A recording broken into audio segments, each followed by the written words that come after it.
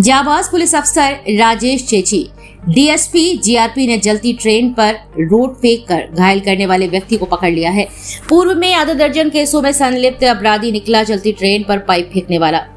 चलती रेल पर कोई लकड़ी, पत्थर या फिर अन्य ऐसी वस्तु फेंकने पर उम्र कैद की सजा है। आमतौर पर शरारती लोग ये बात नहीं समझते हैं और ऐसा अपराध कर देते हैं, फिर अंजाम बहुत गंभीर होता है। 1 मई को दिल्ली से झांसी तक चलने वाली ट्रेन ताज एक्सप्रेस से जब सुबह करीब 8 बजे होटल के आसपास पहुंची तो किसी शरारती व्यक्ति ने तेज गति से जा रही ट्रेन पर एक पाइप फेंका जो शीशा तोड़कर अंदर चला गया और सवारी को गंभीर चोट आई।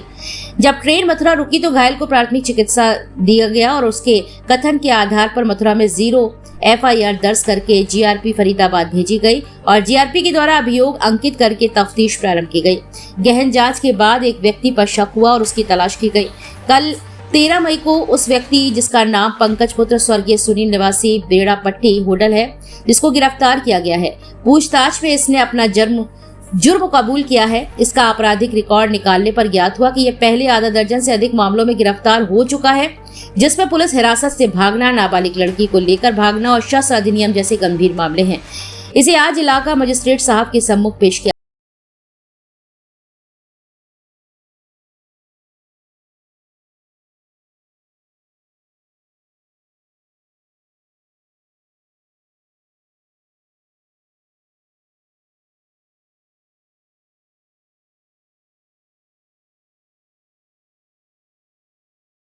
आठ बजे के करीब होटल क्रॉस कर रही थी तो होटल से थोड़ा सा पहले बेड़ापट्टी के आसपास उसमें एक पाइप जो लगभग 3.5 फीट लंबा और 2 इंच की उसकी गोलाई थी और वो वजन भी अच्छा था, हैवी पाइप था। वो किसी ने फेंका है जो गाड़ी का शीशा तोड़ के, इमरजेंसी विंडो को तोड़ के, और वो गया। गाड़ी तेज स्पीड से थी तो जिससे एक अंदर पैसेंजर को चोट लगी है गंभीर, जिसके आधार पे जब वो मथुरा रुके हैं तो उनकी फर्स्ट एड वहाँ की गई है और फर्स्ट एड के बाद जो उन्होंने जो लिख के दिया उसके आधार पे 0 FIR मथुरा में दर्ज हुई और उसके बाद वो फरीदाबाद हमारे जीआरपी को भेजी गई, जिसकी जांच जब शुरू हुई और उसमें फिर शक हुआ एक आदमी के ऊपर जिसे कल अरेस्ट किया गया। उसका नाम पंकज है और वो बेड़ापट्टी जो होटल में है वहीं का रहने वाला है और शरारती आदमी है। उसके पहले भी आधा दर्जन के करीब उसके ऊपर केसेस हैं, जिसमें से एक नाबालिग लड़की का एक मामला है उसके ऊपर और एक मामला पुलिस कस्टडी से भागने का है उसके ऊपर और आर्म्स एक्ट का है और चोरी वोरी के मुकदमे हैं।